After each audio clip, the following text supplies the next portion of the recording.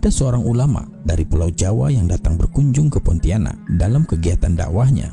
Selesai acara dakwah dan kunjungan sang ulama di kota itu, tibalah saatnya beliau kembali ke Pulau Jawa.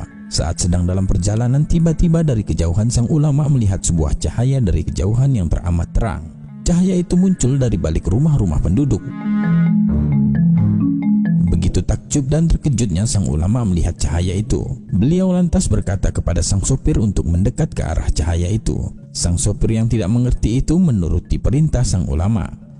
Tak lama mereka berhenti. Mereka turun dari mobil dan berjalan di antara rumah-rumah penduduk. Dan subhanallah, akhirnya sang ulama sampai kepada cahaya yang ternyata berasal dari sebuah rumah kecil, redup dan remang yang terletak dalam sebuah gang.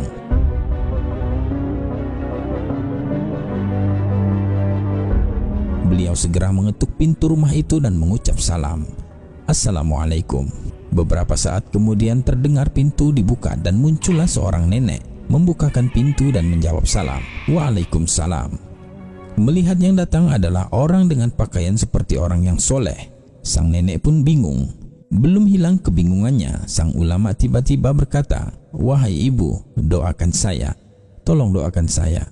Sang nenek semakin bingung dan berkata, "Bukankah engkau seorang ulama? Engkau orang yang soleh. Harusnya saya yang meminta engkau mendoakan saya." Namun sekali lagi sang ulama berkata, "Tolong doakan saya." Akhirnya sang nenek pun mendoakan sang ulama. Masih penasaran, sang nenek bertanya kepada sang ulama, "Wahai anakku, apa yang membuatmu sampai ke rumah ini dan meminta aku untuk mendoakanmu?" Sang ulama menjawab, "Ya ibu, ketika tadi kami sedang dalam perjalanan, di jalanan saya melihat cahaya yang sangat terang dari balik rumah-rumah penduduk yang mengejutkan saya. Seketika saya yakin itu bukan cahaya biasa. Itu cahaya yang Allah perlihatkan kepada saya dan ternyata berasal dari rumah kecil ibu ini. Saya yakin ibu adalah hamba Allah yang mulia dan ibu adalah orang yang istimewa di mata Allah Subhanahu wa Ta'ala." Sang nenek terus berucap memuji Allah mendengar apa yang sang ulama itu katakan. Setelah itu sang ulama memohon diri pamit untuk kembali ke Jawa dan berterima kasih telah didoakan oleh sang nenek. Sang ulama bercerita setelah tahu latar belakang apa yang membuat rumah redup sang nenek terlihat bercahaya terang. Masya Allah, sejak masih muda hingga sekarang umur sang nenek menginjak 74 tahun. Beliau habiskan sebagian besar waktunya untuk mengajar ilmu Al-Quran, menjadi guru ngaji tanpa dibayar. Subhanallah. Kalaupun ada yang memberi, beliau terima.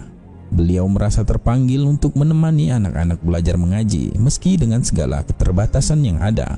Beliau selalu bersemangat dan tidak kenal lelah untuk mengenalkan Al-Quran dan ilmu agama kepada murid-muridnya. Masya Allah. Inilah amal ibadah yang membuat sang nenek istimewa di mata Allah Subhanahu wa Ta'ala. Semoga Allah merahmati sang nenek dan memberi ganjaran sebaik-baiknya kelak di akhirat, dan Allah karuniakan surga untuknya. Amin ya rabbal alamin. Wallahu a'lam bissawab. Sebab gini dina hadis ya, upami